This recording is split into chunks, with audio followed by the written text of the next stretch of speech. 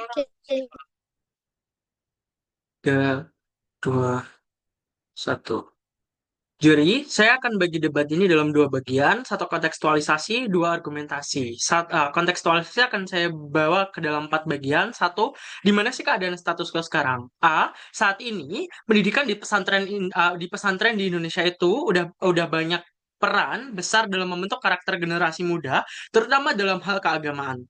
Tapi pada kenyataannya, pengawasan terhadap pesantren ini masih sangat longgar dan nggak merata pada akhirnya. Banyak pesantren yang menjalankan sistemnya secara otonom penuh, artinya mereka menyusun sendiri kurikulum, materi ajar, aktivitas keagamaan tanpa intervensi dari negara pada akhirnya. Dalam banyak kasus, ini yang jadi masalah, terutama bagi pesantren yang moderat dan berpihak pada nilai-nilai kebangsaan pada akhirnya. Tapi B, ada celah besar di mana sebagian pesantren itu justru dijadikan tempat penyebaran paham-paham yang menyimpang seperti radikalisme, intoleran terhadap kelompok lain, atau bahkan ajaran anti Pancasila. Paham-paham ini nggak selalu disampaikan secara terang-terangan, tapi ditanamkan secara halus dan dalam ceramah, kitab yang dipakai, atau bahkan cara mendidik santri secara eksklusif dan doktrinal pada akhirnya. Tapi kontekstualisasi yang kedua tentang kebutuhan dasar masyarakat itu seperti apa? A. Masyarakat itu butuh sistem pendidikan yang aman, sehat, dan nggak terarah pada radikalisme ataupun kekerasan. Saat ini, jumlah pesantren di Indonesia itu sangat banyak dan tersebar di berbagai pelosok pada akhirnya. Dengan lebih dari 30.000 lembaga, ini data dari Kemenak. Banyak di antaranya yang belum tersentuh pengawasan yang serius, baik dari sisi kurikulum maupun tenaga pengajarnya. Tapi B, ada beberapa kasus penyebaran dalam paham radikal yang bersumber dari oknum pesantren. Misalnya, keterlibatan alumni pesantren dalam jaringan terorisme atau ajaran yang bertentangan dengan nilai-nilai kebinekaan, demokrasi, dan Pancasila. C. Santri, terutama yang masih muda, berada dalam posisi yang rentan. Mereka belajar dalam sistem yang tertutup dan sangat bergantung pada kiai ataupun pengasuhnya pada akhirnya.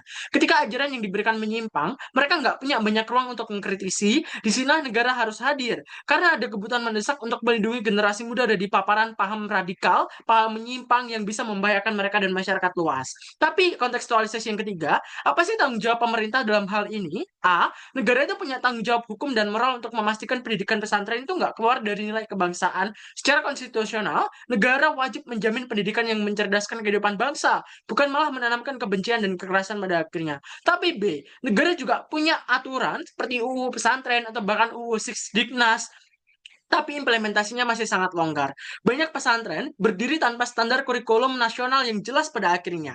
C. Dalam konteks tanggung jawab moral, negara ini nggak boleh membiarkan pesantren menjadi tempat berkembangnya paham-paham yang bisa merusak kehidupan sosial, seperti ekstremisme, anti-NKRI, atau kekerasan atas nama agama pada akhirnya. Tapi yang terakhir, kontekstualisasi, kenapa pada akhirnya ini jadi kepentingan publik atau government interest pada akhirnya. A. Jika ideologi menyimpang terus dibiarkan berkembang di dalam lembaga pendidikan, maka jangka panjang yang akan muncul adalah generasi yang berpotensi melakukan tindakan intoleran, anti demokrasi, atau bahkan kekerasan atas nama agama. Tapi B, ini bukan hanya mengancam keamanan negara, tapi merusak kerukunan antar umat beragama dan stabilitas sosial di masyarakat. C, pengawasan bukan berarti negara mengontrol semua hal di pesantren, tapi memastikan agar nilai-nilai dasar kebangsaan tetap menjadi fondasi pendidikan keagamaan. Mari beralih ke argumentasi. Satu, kenapa negara harus hadir? Karena santri berada dalam posisi rentan terhadap doktrin menyimpang. Santri, terutama yang masih muda, belajar di lingkungan pesantren yang sifatnya tertutup, sangat menghormati otoritas kiai ataupun pengasuhnya. Ketika materi diajarkan ternyata menyimpang, seperti ajaran kekerasan atas nama agama, kebencian terhadap kelompok lain, atau penolakan terhadap nilai-nilai kebangsaan, mereka cenderung menerimanya tanpa pertanyaan, karena sudah terbiasa, karena sudah menganggap bahwa kiainya itu benar, pengasuhnya itu benar.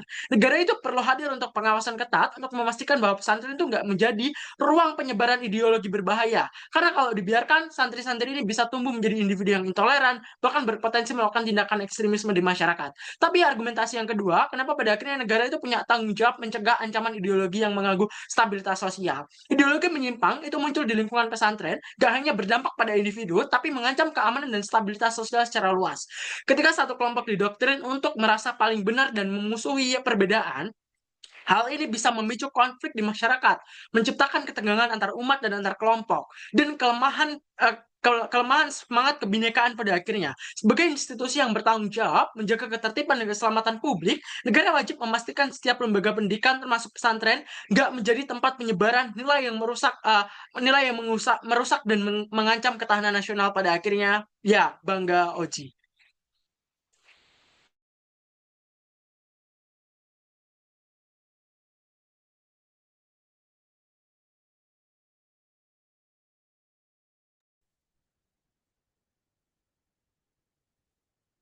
Akan saya mulai dalam 3, 2, 1. Juri, kita semua tahu bahwa banyak obat tradisional Indonesia itu bagus, bahkan diwariskan secara turun-temurun. Tapi tetap saja, setiap obat harus diawasi oleh BPOM. Bukan karena kita curiga semua obat itu racun, tapi karena tanpa pengawasan, siapapun bisa mencampurkan bahan berbahaya dan menjualnya atas nama obat warisan.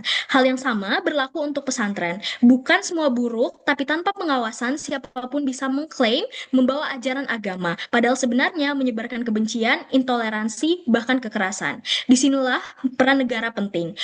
Bukan untuk mencampuri keyakinan, tapi memastikan bahwa apa yang diajarkan tidak meracuni generasi bangsa. Rekan saya sebelumnya telah menjelaskan dengan sangat baik tentang bagaimana santri sebagai kelompok rentan itu bisa jadi sasaran dari ideologi menyimpang, terutama karena santri berada dalam posisi yang sangat rentan dan tunduk penuh pada otoritas pengajar. Untuk memperkuat posisi kami sebagai OG, kami akan membuktikan ini bukan isu teoritis, tapi ada kasus nyata yang menunjukkan radikalisasi dari pesantren. Pengawasan itu bentuk perlindungan, bukan pengekangan agama. Jika dibiarkan, penyebaran ideologi ini akan menimbulkan kerusakan sosial jangka panjang yang sistemik. Satu juri, mari lihat kenapa pada akhirnya radikalisasi di pesantren itu nyata dan bukan isu teoritis semata. Data dari Badan Nasional Penanggulangan Terorisme atau BNPT dan penelitian PPIM UIN Jakarta tahun 2022 menunjukkan bahwa ada sejumlah pesantren yang menjadi tempat persemaian ideologi ekstrim. Salah satu kasus yang menonjol adalah Pondok Pesantren Al Zaitun yang diduga menyebarkan ajaran yang menyimpang dan anti NKRI. Tak hanya itu, sejumlah alumni pesantren tercatat pernah menjadi bagian dari jaringan teroris seperti Jamaah Ansharut Daulah. Ini membuktikan bahwa ketiadaan pengawasan adalah celah yang nyata dan berbahaya, bukan sekedar kemungkinan.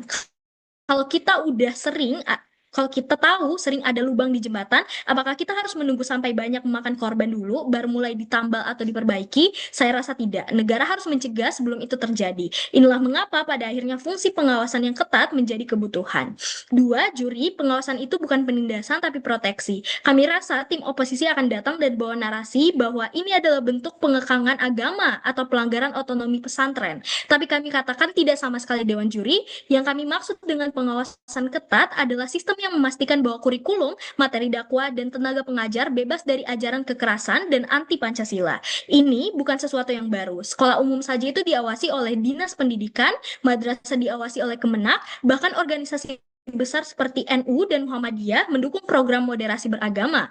Maka jika ada pihak yang menolak pengawasan, mungkin justru karena mereka takut terdeteksi menyebar ajaran menyimpang. Ini bukan tentang agama, ini tentang menjaga pendidikan tetap sehat untuk semua warga negara. Juri, sadari kami tidak berbicara soal negara mengatur cara ibadah, tapi kami ingin menjamin kurikulum yang tidak menyebarkan kebencian, memastikan tenaga pengajar tidak punya rekam jejak kriminal. Kami rasa sekolah umum diawasi oleh akreditasi. Bukan berarti guru tidak boleh mengajar, tapi mereka tidak boleh menyebar paham rasis atau intoleran. Bahkan ormas Islam besar seperti NU dan Muhammadiyah mendukung program moderasi. Artinya pengawasan ini sejalan dengan Islam moderat di Indonesia.